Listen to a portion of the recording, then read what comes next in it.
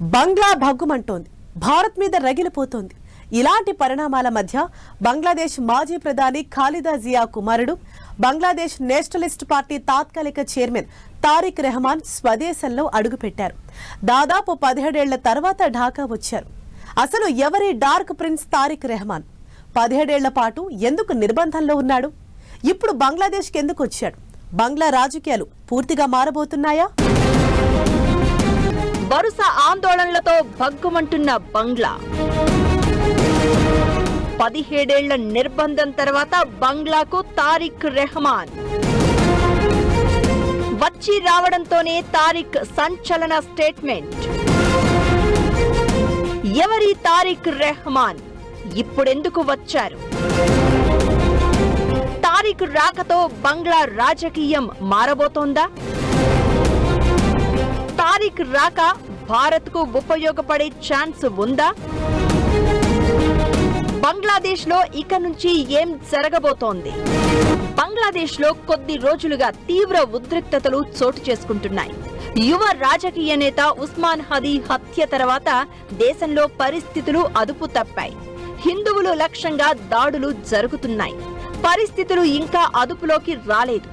ఇంతలోనే Bangladesh Nationalist party తాత్కాలిక అధ్యక్షుడు తారిక్ రెహమాన్ ఢాకా చేరుకున్నారు. లండన్ లో ఉంటున్న ఆయన దాదాపు 17 ఏళ్ల తర్వాత బంగ్లాదేశ్ కు వచ్చారు. దీంతో అభిమానులు, పార్టీ కార్యకర్తలు లక్షలాది మంది రోడ్లపైకి వచ్చి ఘన స్వాగతం పలికారు. తారిక్ రాకపై బీఎన్పీ కార్యకర్తలు హర్షం వ్యక్తం చేశారు. ఇది ఆయనకు సెకండ్ ఇన్నింగ్స్ అంటున్నారు. ఆయనకు స్వాగతం పలికేందుకు పార్టీ మద్దతుదారులు ఢాకా ఎయిర్పోర్ట్ వరకు మార్చ్గా వచ్చారు. తల్లి అనారోగ్యంతో పాటు బంగ్లాదేశ్ లో ప్రస్తుత పరిస్థితులు, వచ్చే ఏడాది ఎన్నికలు జరగనున్న వేళ తారిక్ రాక ఇప్పుడు బంగ్లాదేశ్ రాజకీయాల్లో కొత్త చర్చకు కారణమవుతోంది. వచ్చే ఏడాది ఫిబ్రవరిలో బంగ్లాదేశ్ పార్లమెంటు ఎన్నికలు జరగనున్నాయి. ఇలాంటి తరుణంలో తారిక్ రెహమాన్ తిరిగి రావడం రాజకీయంగా ప్రాధాన్యతగా మారింది. బంగ్లా రాజకీయాల్లో క్రౌన్ ప్రిన్స్ గా పిలిచే తారిక్ రెహమాన్ మాజీ అధ్యక్షుడు జియావుర్ రెహమాన్, మాజీ ప్రధాని ఖలీదా జియా దంపతుల ముగ్గురు సంతానంలో పెద్దవాడు. 1965 నవంబర్ 20న జన్మించిన తారిక్ రెహమాన్ బీఎన్పీ ఎగ్జిక్యూటివ్ చైర్మన్ కావడానికి ముందు పార్టీలో senior vice chairman, senior joint secretary లాంటి ముఖ్యమైన పదవులను నిర్వహించారు. 1971లో పాకిస్తాన్ నుంచి బంగ్లాదేశ్ విముక్తి యుద్ధంలో తారిక్ రెహమాన్ ను ఆయన తల్లి ఖలీదా జియా, సోదరుడు, ఇతర కుటుంబ సభ్యులతో పాటు అరెస్ట్ చేశారు. 1991లో ఖలీదా జియా బంగ్లాదేశ్ కు మొదటి మహిళా ప్రధానమంత్రి అయినప్పుడు తారిక్ రెహమాన్ దేశవ్యాప్తంగా ఎన్నికల ప్రచారం నిర్వహించారు. 2004 ఆగస్టులో ఢాకాలో అవామీ లీగ్ ర్యాలీలో గ్రెనేడ్ దాడి జరిగింది. ఈ దాడిలో 24 మంది చనిపోగా 100 మందికి గాయాలయ్యాయి. ఈ కేసులో తారిక్ పేరు తెరపైకి వచ్చింది. 2007లో సైనిక మద్దతుతో ఏర్పడిన తాత్కాలిక ప్రభుత్వం అధికారంలో ఉన్నప్పుడు అవినీతి వ్యతిరేక చర్యల్లో భాగంగా తారిక్ అరెస్ట్ అయ్యారు. 2008లో ఆయనకి బెయిల్ వచ్చింది. చికిత్స కోసం లండన్ వెళ్లడానికి అనుమతి లభించింది. అప్పటి నుంచి రెహమాన్ లండన్ లోనే ఉంటున్నారు. అక్కడి నుంచే బీఎన్పీ రాజకీయాల్లో కీలక పాత్ర పోషిస్తున్నారు.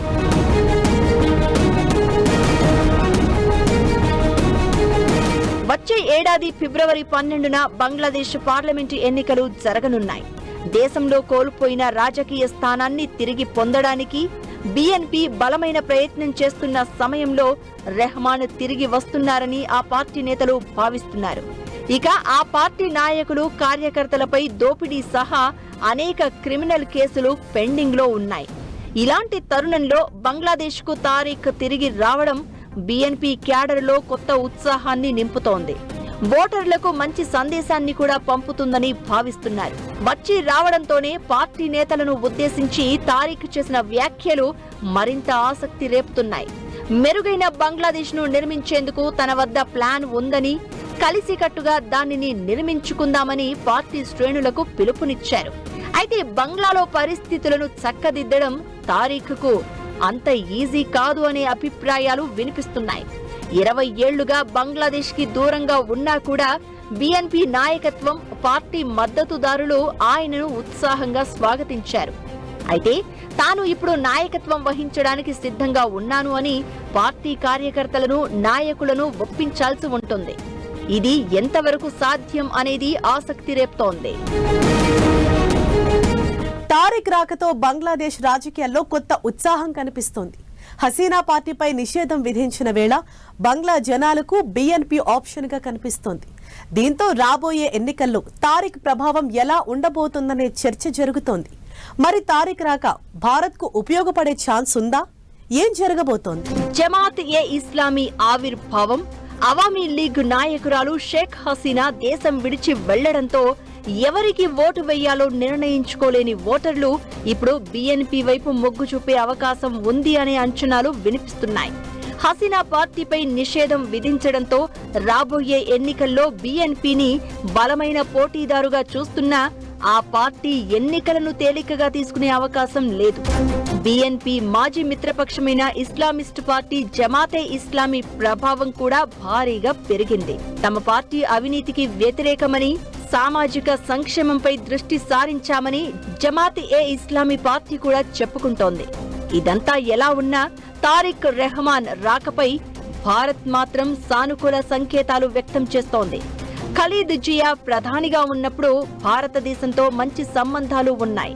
త్వరలో జరిగే ఎన్నికల్లో బీఎన్పీ గెలిస్తే తిరిగి సంబంధాలు మెరుగుపడే అవకాశాలు ఉన్నాయనే అభిప్రాయాలు వినిపిస్తున్నాయి. షేక్ హసీనా నాయకత్వంలో భారత్, బంగ్లాదేశ్ మధ్య సన్నిహిత సంబంధాలు ఉండేవి. ఆమె గద్దె దిగిన తర్వాత పరిస్థితులు పూర్తిగా రివర్స్ అయ్యాయి. తాత్కాలిక సారథి యూనస్ భారత్తో సంబంధాలను పణంగా పెట్టి పాక్కి దగ్గరవుతున్నారు. అయితే బీఎన్పీ అధికారంలోకి వస్తే ఈ విధానంలో మార్పు వస్తుందనే ఆశాభావం వ్యక్తమవుతోంది. ప్రస్తుత యూనస్ ప్రభుత్వ విధానాలను రెహమాన్ వ్యతిరేకిస్తున్నారు. జమాత్ ఏ ఇస్లామీతో పొత్తుకు ఆయన అనుకూలంగా లేరు.